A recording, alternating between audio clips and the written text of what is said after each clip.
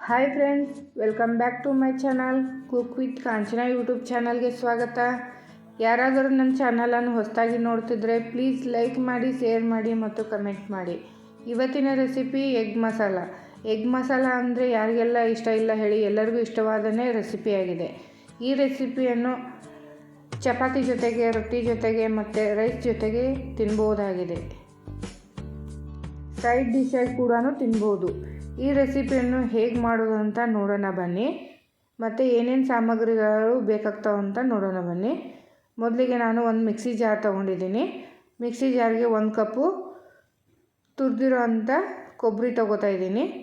ನಾನಿಲ್ಲಿ ಒಣ ಕೊಬ್ಬರಿ ಯೂಸ್ ಮಾಡಿದ್ದೀನಿ. ನೀವು ಬೇಕಾದರೆ ಹಸಿ ಕೊಬ್ಬರಿ ಯೂಸ್ ಮಾಡ್ಬೋದು. ಮತ್ತು 2 ಗಡ್ಡೆ ಬೆಳ್ಳುಳ್ಳಿ ಮತ್ತು 1 ಇಂಚು ಶುಂಠಿ ತೊಗೊಂಡಿದ್ದೀನಿ. ಅದಕ್ಕೇ 4 ರಿಂದ 5 ಗೋಡಂಬಿ ತೊಗೊಂಡಿದ್ದೀನಿ ನಾನು. ಮತ್ತು ಅದಕ್ಕೇ ಆಲ್ ಸ್ಪೈಸಸ್ಸು 1 ಟೇಬಲ್ ಸ್ಪೂನ್ ಜೀರಿಗೆ, ಚಕ್ಕೆ ಮತ್ತು ಲವಂಗ, ದಾಲ್ಚಿನ್ನಿ 2 ತೊಗೊಂಡಿದ್ದೀನಿ ನಾನು. ಮತ್ತು ಅರ್ಧ ಈರುಳ್ಳಿ ಸಣ್ಣದಾಗಿ ಕಟ್ ಮಾಡಿದ್ದೀನಿ.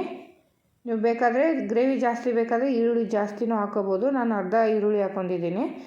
ಇವಾಗ ಸ್ವಲ್ಪ ಕೊತ್ತಂಬರಿ ಹಾಕ್ಕೊತಿದ್ದೀನಿ. ನೀವು ಬೇಕಾದರೆ ಪುದೀನಾನು ಯೂಸ್ ಮಾಡ್ಬೋದು. ನಾನು ಪುದೀನ ಯೂಸ್ ಮಾಡ್ತಾಯಿಲ್ಲ. ಪುದೀನ ಹಾಕಿದರೆ ಸ್ಮೆಲ್ ಚೆನ್ನಾಗಿ ಬರುತ್ತೆ. ನಾನಿಲ್ಲಿ ಯೂಸ್ ಮಾಡ್ತಿಲ್ಲ. ಇವಾಗ ಇದನ್ನು ಮಿಕ್ಸಿ ಮಾಡ್ಕೊಳ್ಳೋಣ ಬನ್ನಿ. ಇವಾಗ ನೋಡಿ, ಮಿಕ್ಸಿ ಮಾಡ್ಕೊಂಡು ಬಂದಿದೆ. ಯಾವ ಥರ ಬಂದಿದೆ ನೋಡಿ, ಮಸಾಲೆ ಚೆನ್ನಾಗಿ ಬಂದಿದೆಲ್ಲ. ಈ ಥರ ರುಬ್ಕೋಬೇಕು. ಸ್ವಲ್ಪ ನೀರು ಹಾಕಿದ್ದೀನಿ ನಾನು, ಅರ್ಧ ಕಪ್ ಆಗೋಷ್ಟು. ಇವಾಗ ನೆಕ್ಸ್ಟು ಸ್ಟವ್ ಆನ್ ಮಾಡಿ ಅದರ ಮೇಲೆ ಒಂದು ಪಾತ್ರೆ ಇಟ್ಟು ಅದಕ್ಕೇ 2 ಟೇಬಲ್ ಸ್ಪೂನು ಆಯಿಲ್ ಹಾಕ್ತಾಯಿದ್ದೀನಿ. ಆಯಿಲು ಕಾಯಬೇಕು. ಇವಾಗ ಆಯಿಲ್ ಕಾಯ್ತಾ ಇದೆ. ಅದಕ್ಕೆ ಬೇಯಿಸಿರೋಂಥ ಮೊಟ್ಟೆ ಹಾಕ್ತಾಯಿದ್ದೀನಿ ನಾನು ಇಲ್ಲಿ 3 ಮೊಟ್ಟೆ ತೊಗೊಂಡಿದ್ದೀನಿ ಬೇಯಿಸಿರೋದು. ಬೇಯಿಸಿ ಸೊಪ್ಪೆ ತೆಗೆದಿದ್ದೀನಿ. ಇದನ್ನು ಸ್ವಲ್ಪ ಎಣ್ಣೆಯಲ್ಲಿ ಚೆನ್ನಾಗಿ ಫ್ರೈ ಮಾಡ್ಕೋಬೇಕು. ನೋಡಿ, ನೀವು ಬೇಕಾದರೆ ಜಾಸ್ತಿ ಮೊಟ್ಟೆ ತೊಗೋಬೋದು. ನಾನು 3 ಮೊಟ್ಟೆ ಯೂಸ್ ಮಾಡಿದ್ದೀನಿ, ಇಲ್ಲಿ ತೊಗೊಂಡಿದ್ದೀನಿ. ನೋಡಿ, ಈ ಥರ ಎಣ್ಣೆಯಲ್ಲಿ ಚೆನ್ನಾಗಿ ಫ್ರೈ ಆಗಬೇಕದು. ಅದಕ್ಕೆ ಚಿಟಿಕೆ ಅರಿಶಿನ ಪುಡಿ, 1 ಚಿಟಿಕೆ ಆಗೋಷ್ಟು ಉಪ್ಪು ಆ್ಯಡ್ ಮಾಡ್ತಾಯಿದ್ದೀನಿ ನೋಡಿ. ಇವಾಗ ಸ್ವಲ್ಪ ಅಂದರೆ ಖಾರ ಉಪ್ಪು ಎಲ್ಲ ಹಿಡ್ಕೊತಲ್ಲ, ಅದಕ್ಕೇ ಇವಾಗ ಖಾರದ ಪುಡಿ ಯೂಸ್ ಮಾಡ್ತಾಯಿದ್ದೀನಿ, ಸ್ವಲ್ಪ ಚಿಟಿಕೆನೆ. ಇವಾಗ ಎಲ್ಲನೂ ಚೆನ್ನಾಗಿ ಮಿಕ್ಸ್ ಮಾಡ್ಕೋಬೇಕು. ಈ ಥರ ಫ್ರೈ ಆಗಬೇಕು ಅದು ಎಗ್ಗು. ಮತ್ತು ಜಾಸ್ತಿನೂ ಫ್ರೈ ಆಗಬಾರ್ದು ಎಗ್ಗು, ಅದ್ರ ಸ್ಮೆಲ್ ಚೆನ್ನಾಗಿ ಬರಲ್ಲ. ಇವಾಗ ಫ್ರೈ ಆಗಿದ್ದಾವೆ. ಇವಾಗ ತಟ್ಟೆಲಿ ತಕ್ಕೋತಾ ಇದ್ದೀನಿ. ಇವಾಗ ತಟ್ಟೆಗೆ ಹಾಕೊಳ್ಳೋಣ. ನೋಡಿ, ಈ ಥರ ತಟ್ಟೆಗೆ ಹಾಕ್ಕೊಳ್ತಾ ಇದ್ದೀನಿ. ಇವಾಗ ಅದೇ ಆಯಿಲ್ಗೆ, ಅದೇ ಪಾತ್ರೆಗೆ ನಾನು 2 ಮೀಡಿಯಮ್ ಸೈಜ್ದು ಈರುಳ್ಳಿ ಸಣ್ಣದಾಗಿ ಕಟ್ ಮಾಡಿರೋಂಥ ಈರುಳ್ಳಿ ಹಾಕ್ತಾಯಿದ್ದೀನಿ. ಹಾಕ್ಬಿಟ್ಟು ಇದನ್ನು ಚೆನ್ನಾಗಿ ಸ್ವಲ್ಪ ಫ್ರೈ ಮಾಡ್ಕೋಬೇಕು. ಅದಕ್ಕೇ ಒಂದು ಪತ್ರಿ ಯೂಸ್ ಮಾಡ್ತಾಯಿದ್ದೀನಿ, ಪತ್ರಿ ಹಾಕ್ತಾಯಿದ್ದೀನಿ ನಾನು. ಇವಾಗ ಪತ್ರಿ ಮತ್ತು ಈರುಳ್ಳಿನ ಫ್ರೈ ಮಾಡ್ತಾಯಿದ್ದೀನಿ. ಈರುಳ್ಳಿ ಸ್ವಲ್ಪ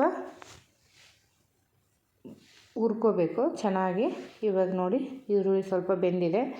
ಅದಕ್ಕೇ ಒಂದು ಟೊಮೊಟೊ ಸಣ್ಣದಾಗಿ ಕಟ್ ಮಾಡಿರೋಂಥ ಟೊಮೊಟೊ ಹಾಕ್ತಾಯಿದ್ದೀನಿ. ಟೊಮೊಟೊ ಹಾಕಿ ಅದನ್ನು ಸ್ವಲ್ಪ ಫ್ರೈ ಮಾಡ್ಕೊಳ್ಳೋಣ. ಅಂದರೆ ಹಸಿ ವಾಸನೆ ಹೋಗಬೇಕು ಟೊಮೊಟೊಲ್ಲಿದು, ನೀರಿನ ಅಂಶನೂ ಹೋಗಬೇಕು. ಅಂದರೆ ಹುಳಿ ಕಮ್ಮಿ ಆಗುತ್ತೆ. ನೀರಿನ ಅಂಶ ಅದು ಹೋಗಲಿಲ್ಲ ಅಂದರೆ ಅದರಿಂದ ಹುಳಿ ಅಂಶ ಜಾಸ್ತಿ ಬರುತ್ತೆ, ಗ್ರೇವಿ ಚೆನ್ನಾಗಿ ಬರಲ್ಲ. ಬೇಕಾದರೆ ನೀವು ಉಪ್ಪನ್ನು ಯೂಸ್ ಮಾಡ್ಬೋದು. ಇವಾಗ ಅದಕ್ಕೇ ಅರ್ಧ ಟೇಬಲ್ ಸ್ಪೂನು ಧನಿಯಾ ಪುಡಿ ಹಾಕ್ತಾಯಿದ್ದೀನಿ, ಅರ್ಧ ಟೇಬಲ್ ಸ್ಪೂನು ಅರಿಶಿನ ಪುಡಿ ಹಾಕ್ತಾಯಿದ್ದೀನಿ, ಅರ್ಧ ಟೇಬಲ್ ಸ್ಪೂನು ಜೀರಿಗೆ ಪುಡಿ ಹಾಕ್ತಾಯಿದ್ದೀನಿ. ನೀವು ಬೇಕಾದರೆ ಎಗ್ ಮಸಾಲ ಹಾಕ್ಬೋದು, ಗರಂ ಮಸಾಲ ಹಾಕ್ಬೋದು, ಚಿಕನ್ ಮಸಾಲ ಹಾಕ್ಬೋದು, ಮಟನ್ ಮಸಾಲ ಹಾಕ್ಬೋದು. ನಾನಿಲ್ಲಿ ಖಾರದ ಪುಡಿ ಹಾಕ್ತಾಯಿದ್ದೀನಿ 3 ಟೇಬಲ್ ಸ್ಪೂನು. ನೀವು ಖಾರದ ನೋಡಿಕೊಂಡು ಹಾಕೋರಿ. ನಾನು ಇಷ್ಟೇ ಹಾಕ್ತಾಯಿದ್ದೀನಿ. ನಾನಿಲ್ಲಿ ಯಾವುದೇ ಮಸಾಲೆ ಹಾಕಿಲ್ಲ, ಮಸಾಲೆ ಪುಡಿ ಯೂಸ್ ಮಾಡಿಲ್ಲ. ಇವಾಗ ಅದನ್ನು ಚೆನ್ನಾಗಿ ಎಲ್ಲನೂ ಫ್ರೈ ಆಗೋತ ನಾನು ಹುರ್ಕೋಬೇಕು. ಇವಾಗ ಕಟ್ ಮಾಡಿರೋಂಥ ಕೊತ್ತಂಬರಿ ಹಾಕ್ತಾಯಿದ್ದೀನಿ. ಕೊತ್ತಂಬರಿನೂ ಬಾಡಿಸ್ಕೊಳ್ಳೋಣ ಅದರಲ್ಲೇ, ಎಣ್ಣೆಲೇ ಚೆನ್ನಾಗಿ ಫ್ರೈ ಆಗಲಿ. ಅದು ಖಾರ ಉಪ್ಪು ಎಲ್ಲನೂ ಚೆನ್ನಾಗಿ ಬೇಯಲಿ. ಇವಾಗ ಅದಕ್ಕೇ ರುಬ್ಬಿರೋಂಥ ಮಸಾಲೆ ಹಾಕೊಳ್ಳೋಣ. ಆವಾಗಲೇ ರುಬ್ಬಿ ಇಟ್ಟಿರುವಂಥ ಮಸಾಲೆ ಹಾಕ್ತಾಯಿದ್ದೀನಿ. ಇವಾಗ ಅದನ್ನು ಚೆನ್ನಾಗಿ ಮಿಕ್ಸ್ ಮಾಡೋಣ. ನಾವು ಚೆನ್ನಾಗಿ ಮಿಕ್ಸ್ ಮಾಡಿ ಅದನ್ನು ಮಸಾಲೆ ಎಷ್ಟು ಚೆನ್ನಾಗಿ ಹುರ್ಕೋತೀವೋ ಅಷ್ಟು ಚೆನ್ನಾಗಿ ಗ್ರೇವಿ ಬರುತ್ತೆ. ಇವಾಗ ಮಸಾಲೆ ಹಾಕಿದ ತಕ್ಷಣ ಒಂದು ಕುದಿ ಬಂದ ತಕ್ಷಣ ತೆಗೆದ್ರೆ ಸರಿಯಾಗಿ ಬರಲ್ಲ, ಅದು ಗ್ರೇವಿ ಬಾಯಿಗೆ ಟೇಸ್ಟ್ ಕೊಡಲ್ಲ. ಅದಕ್ಕೇ ಮಸಾಲೆ ಮೊದಲು ಚೆನ್ನಾಗಿ ಫ್ರೈ ಮಾಡ್ಕೋಬೇಕು.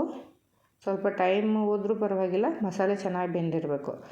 ಈ ಥರ ನೋಡಿ, ಇವಾಗ ಮಸಾಲೆ ಎಲ್ಲ ಚೆನ್ನಾಗಿ ಬೇಯ್ತಾ ಇದೆ. ಅದಕ್ಕೇ ನಾನಿಲ್ಲಿ 1 ಟೇಬಲ್ ಸ್ಪೂನು ಉಪ್ಪು ಹಾಕ್ಕೊತಿದ್ದೀನಿ.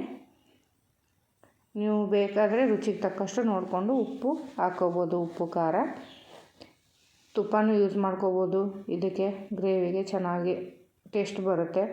ಇದನ್ನು ಉಪ್ಪು ಹಾಕಿ ಈ ಥರ ಚೆನ್ನಾಗಿ ಮಿಕ್ಸ್ ಮಾಡಿ ಹುರಿಬೇಕು. ಮಸಾಲೆ ಎಲ್ಲ ಹಸಿ ವಾಸನೆ ಹೋಗೋ ತನಕ. ಇವಾಗ ಅದಕ್ಕೇ ಉಳಿದಿರೋಂಥ ಸ್ವಲ್ಪ ಕೊಬ್ಬರಿದು ನೀರು ಹಾಕ್ಕೋತಾ ಇದ್ದೀನಿ, 1 ಕಪ್ಪು. ನೀವು ನೋಡಿ ಜಾಸ್ತಿ ಗ್ರೇವಿ ಬೇಕಾದರೆ ಜಾಸ್ತಿ ನೀರು ಹಾಕ್ಕೋಬೋದು. ನಾನಿಲ್ಲಿ 1 ಕಪ್ಪು ನೀರು ಯೂಸ್ ಮಾಡಿದ್ದೀನಿ. ಇವಾಗ ಸ್ವಲ್ಪ ಬೇಯಲು ಬಿಡೋಣ ಒಂದು 5 ನಿಮಿಷ ಗ್ರೇವಿ ಎಲ್ಲ ಚೆನ್ನಾಗಿ ಬೇಯಬೇಕು. ಇವಾಗ ಮುಚ್ಚಳ ಮುಚ್ಚಿ 5 ನಿಮಿಷ ಬೇಯಲು ಬಿಡ್ತಿದ್ದೀನಿ. ಇವಾಗ ನೋಡೋಣ ಬನ್ನಿ, ಬೆಂದಿದೆ ಇಲ್ವಾ ಅಂತ, ಗ್ರೇವಿ ಹೇಗಾಗಿದೆ ಅಂತ ನೋಡೋಣ ಬನ್ನಿ. ನೋಡಿ ಎಷ್ಟು ಚೆನ್ನಾಗಿ ಗ್ರೇವಿ ಬೆಂದಿದೆ. ಇವಾಗ ಅದನ್ನು ಚೆನ್ನಾಗಿ ಮಿಕ್ಸ್ ಮಾಡ್ಕೋಬೇಕು. ಮಿಕ್ಸ್ ಮಾಡಿಕೊಂಡು ಅದಕ್ಕೇ ಆವಾಗಲೇ ಬಾಯ್ಲ್ ಮಾಡಿ ತೆಗೆದಿರೋಂಥ ಎಗ್ಗು, ಅದನ್ನು ನಾನು ಈ ಥರ ಕಟ್ ಮಾಡಿದ್ದೀನಿ. ಫ್ರೈ ಮಾಡಿರೋಂಥ ಎಗ್ಗಿದು, ಬಾಯ್ಲ್ಡ್ ಮಾಡಿ ಫ್ರೈ ಮಾಡಿ ಕಟ್ ಮಾಡಿರೋಂಥ ಎಗ್ಗು. ಇದನ್ನು ಇವಾಗ ಸ್ವಲ್ಪ ಗ್ರೇವಿಲಿ 2 ರಿಂದ 3 ನಿಮಿಷ ಬೇಯಿಸ್ಕೋಬೇಕು ಅಷ್ಟೇ. ಜಾಸ್ತಿ ಹೊತ್ತು ಬೇಯಿಸ್ಬಾರ್ದು. ಇದನ್ನು ಜಾಸ್ತಿ ಹೊತ್ತು ಬೇಯಿಸಿದರೆ ಗ್ರೇವಿ ಗಟ್ಟಿಯಾಗಿಬಿಡುತ್ತೆ, ಚೆನ್ನಾಗಿ ಬರಲ್ಲ, ಆಮೇಲೆ ತಿನ್ನೋಕ್ಕೆ ಟೇಸ್ಟ್ ಹೋಗಿಬಿಡುತ್ತೆ. ಇವಾಗ ಈ ಥರ ಬೆಂದಿದೆ, ಆಗಿದೆ. ಇವಾಗ ನೋಡಿ ಚೆನ್ನಾಗಿ ಬಂದಿದೆಲ್ಲ ಎಗ್ ಮಸಾಲ.